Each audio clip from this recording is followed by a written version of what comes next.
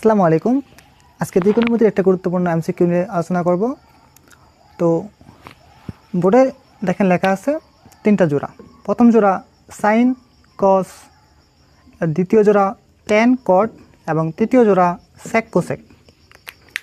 তো এই এমসিকিউ টিকটা এই তিনটা জোড়া যে কোনো দুইটা জোড়া থাকবে।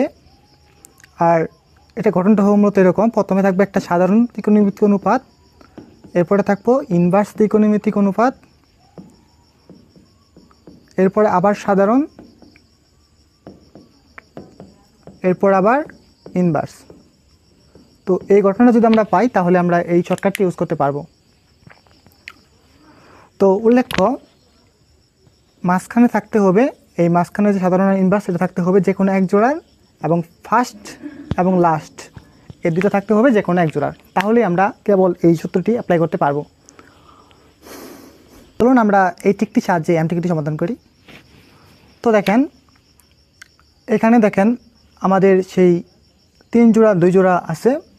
তো প্রথম সাইন লাস্টে কস, তো এখানে একটা জোড়া এবং এখানে কি মাঝখানে আরেকটি জোড়া।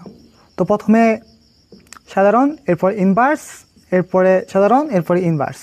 তো সাইনের সাথে কজের মিল আছে, তো এখানে যে পদটা এখানে যে থাকবে সেটাই উত্তর।